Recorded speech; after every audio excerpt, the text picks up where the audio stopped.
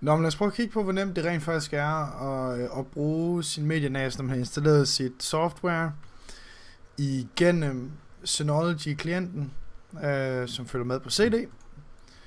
Eller du kan selvfølgelig også downloade den på nettet. Men lad os bare prøve at kigge på, hvor nemt det rent faktisk er at bruge Synology DSM. Fordi der er mange folk, der bliver bange for, når de hører, nej, skal jeg nu til at sætte mig ind i og bruge et helt nyt program, og er det et nyt styresystem, og det kan jeg slet ikke forstå. Det, der er så nemt ved det, det er, at når du har oprettet din admin-bruger, som du kommer til at gøre helt automatisk, når du bare følger guiden. Det har jeg ikke tænkt mig at vise jer, fordi det er bare så nemt og intuitivt, og så der er ingen grund til sådan at kigge på det. Men det, der er med det, det er, at du går ind og kigger. Det ser ud, som det gør her. Højst sandsynligt med den her fremme over i siden.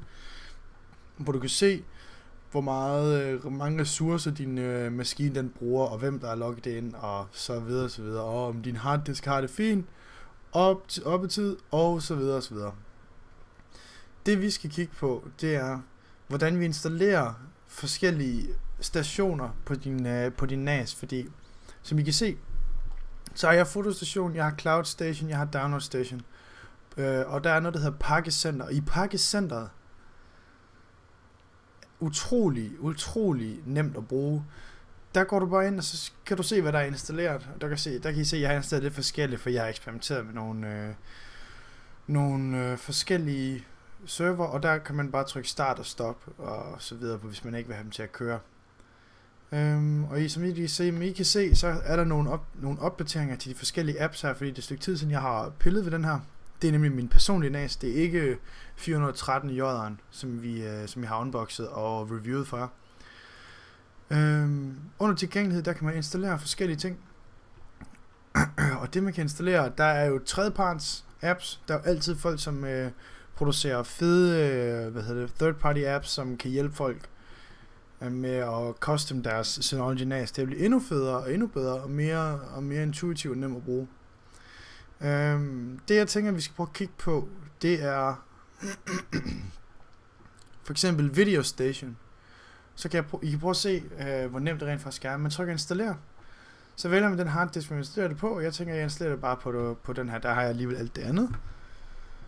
Så siger de så Videostation er den ideelle videoorganisator bla bla bla til tv-film og shows.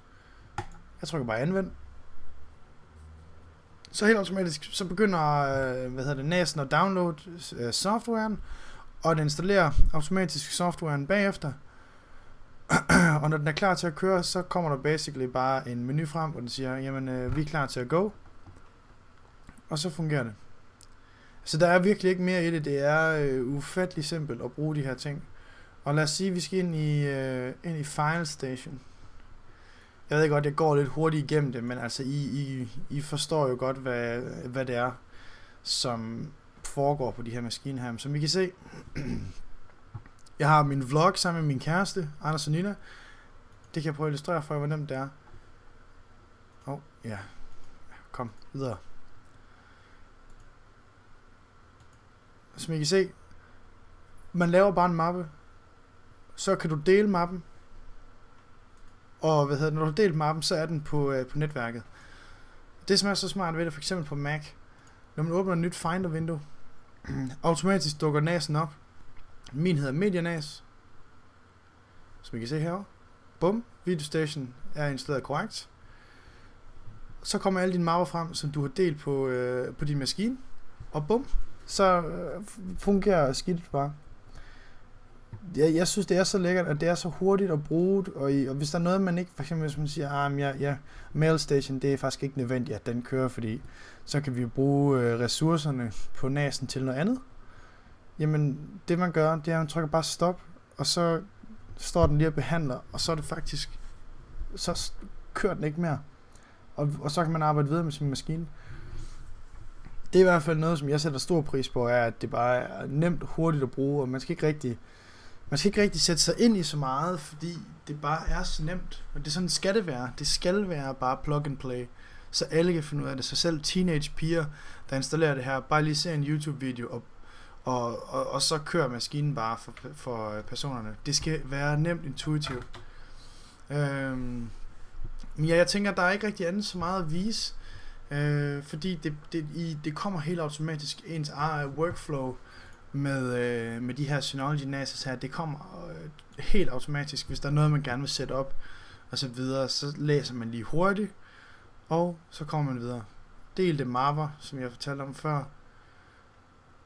Der er forskellige Anders og Nina, der er digital, dump, og så har man torrent mappe, og så videre og så videre. Men jeg håber bare, I har nyttet det, fordi der er ikke rigtig så meget at vise. Super simpelt, nemt at bruge. Jeg kan klart anbefale at skaffe en NAS. Hvis I endelig skal have fat i en NAS til jeres netværk, så køb en Synology, fordi Synology, det er quality design, og det er quality software, og der kommer løbende hele tiden nye betaer, så man kan sidde og lege og rode rundt med det.